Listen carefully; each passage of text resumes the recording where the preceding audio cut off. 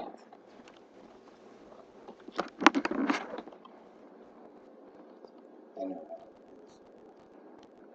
I getting you guys? I know.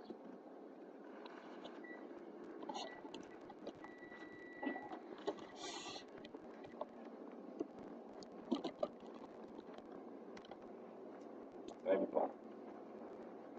Most Americans have heard stories of how the federal government put unemployed workers from the Great Depression to work on providing the infrastructure necessary to bring electricity to even the most remote parts of the United States. Some of you may even remember how your parents, or possibly your grandparents, told of going from no electricity at all to being thrilled to have what could be referred to as undependable electricity at best. Today's leaders should take note of this event and the benefits it brought and apply it to the economic problem in the United States today. The majority of people living in the United States today do not view electricity as a luxury. They believe that electricity should be affordable and easily available to them at all times. This is true for most and should hold true for their children as well. Now is the time for Americans to use the foresight to plan ahead for their grandchildren's future. A 2012 article titled Tough Love for Renewable Energy states that all renewable energy sources combined only receive $66 billion in government subsidies worldwide. The federal government needs to use foresight and the financial resources at their disposal to promote wind energy as a solution to the harmful effects to human health and the environment that current electricity production in the United States causes. I will start by explaining how electricity is brought into our homes and businesses. I will then detail the true cost of energy production in the United States to the health and the environment of its citizens. I will also show how little interest the government shows in renewable energy sources, how wind energy is a viable solution to the problem we are currently experiencing and for what would be progressively worse ones in the future. I will conclude with a call for action on the government's part that can be demanded for by your vote. When casting your vote this fall, remember your grandchildren. Consider those grandchildren before choosing the candidate you want to represent you. Current energy production in America starts with numerous power plants scattered across the landscape of the United States. These plants are typically powered by coal, oil, or nuclear energy.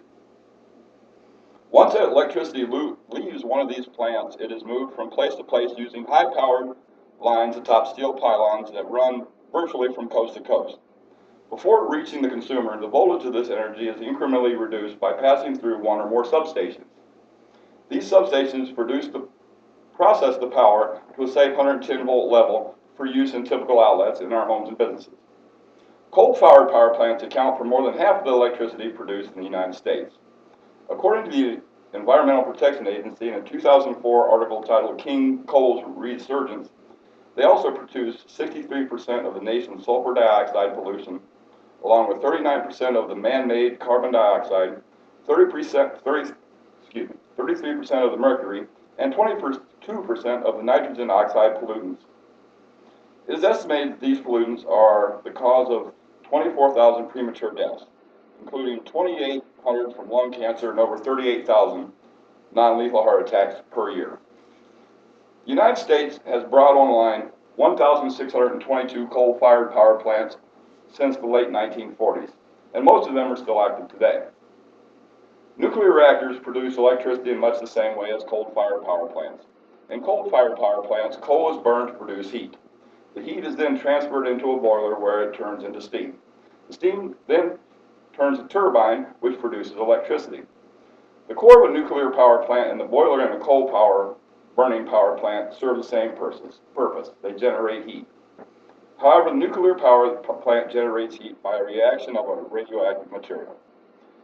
One of the main concerns surrounding nuclear energy is the transport and storage of the radioactive waste that nuclear power plants produce.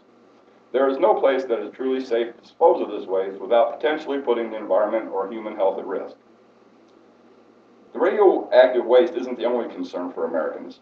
Al-Qaeda and other terrorist groups are aware of the danger the nuclear power plants that the United States have across the country pose.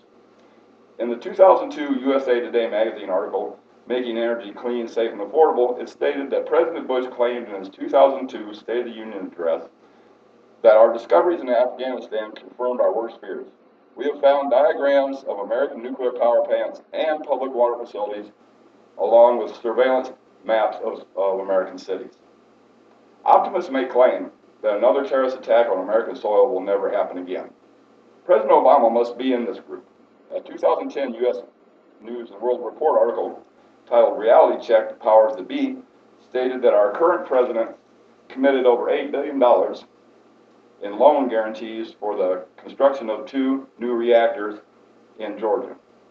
We should all be in agreement that the cost of electricity has gotten too high when the cost includes life itself. The United States government began their interest in wind energy during the 1973 Arab oil embargo.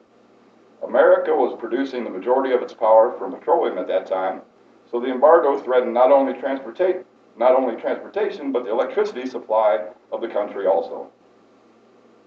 In 1978, the U.S. federal government offered an investment tax credit, offering developers a tax cut for every dollar spent on wind projects, regardless of how much power these projects produced.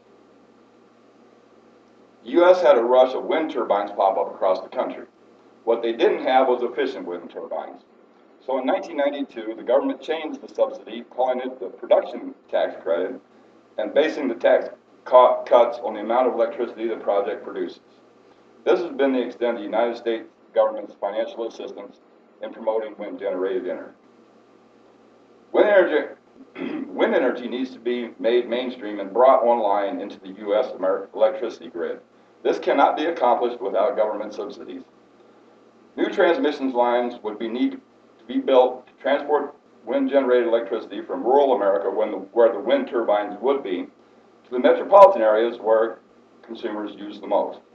The cost of these new lines would run in the trillions and is not plausible without the government's assistance.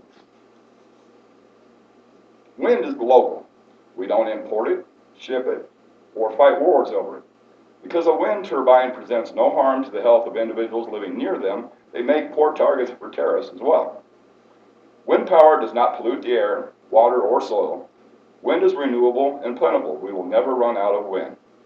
Besides all the environmental advantages to wind power, there are several economic advantages as well.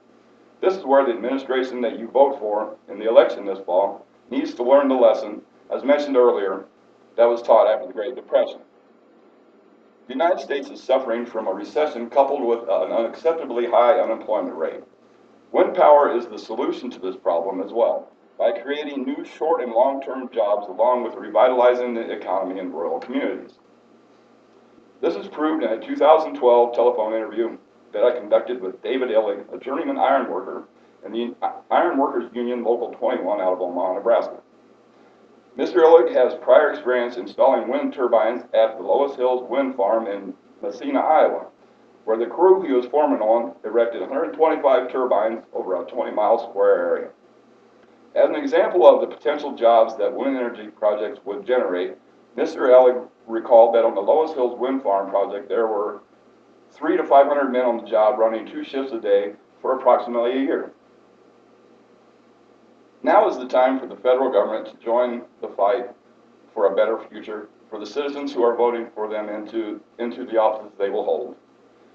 The 2012 article, Tough Love for Renewable Energy, states 3 ways for the United States government to help finance and promote wind-generated electricity.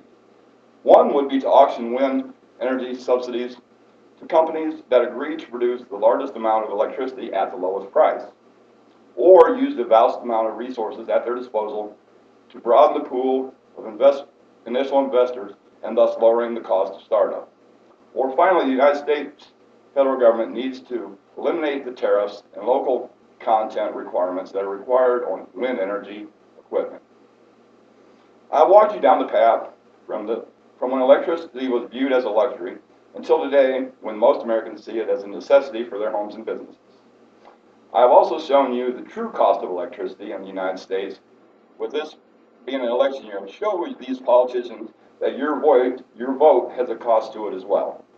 Tomorrow may be too late. The time is now for the federal government to promote and help finance wind energy as an energy choice of the United States of America for a better future.